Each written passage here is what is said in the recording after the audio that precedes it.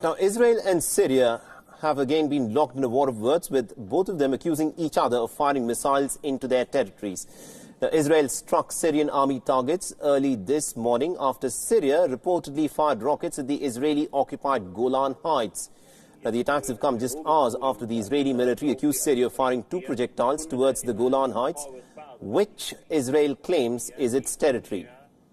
The Syrian state news agency has quoted a Syrian military official who said that Israel attacked military positions near the occupied Golan Heights. And also, an Israeli military spokesperson later confirmed the news on Twitter. And this of course, is the fire that took place from the Syrian air defense system when there were reportedly some missile strikes from Israel. And also it said that Israel targeted two artillery batteries and several observation and intelligence posts in Syria. There were reports of big explosions near Damascus, and the Syrian air defenses said that they had, quote-unquote, confronted the enemy. And also in recent years, remember, Israel has carried out hundreds of strikes in Syria. The attacks are targeted towards its regional enemy, Iran, and Iran-backed Hezbollah group.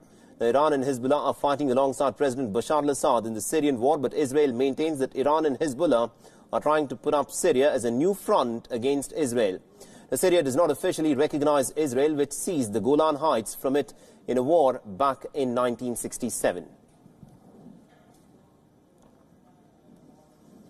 All right, now US President Donald Trump will be making a state visit to the United Kingdom from Monday, and over the course of his three-day visit, Donald Trump will be hosted by politicians and the royalty of Britain.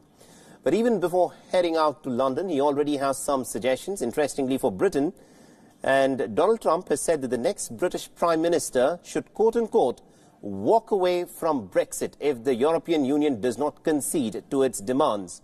Now, in an interview to The Sun newspaper in England, Trump has criticized Theresa May for allowing the European Union to have all the cards in the negotiations.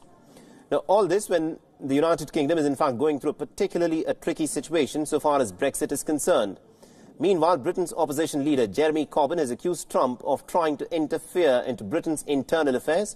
This was, of course, with Trump's recent endorsement of Boris Johnson as the next British Prime Minister. Now, Jeremy Corbyn has said, and I quote, President Trump's attempt to decide as to who will be Britain's next Prime Minister is entirely and completely unacceptable interference in our country's democracy.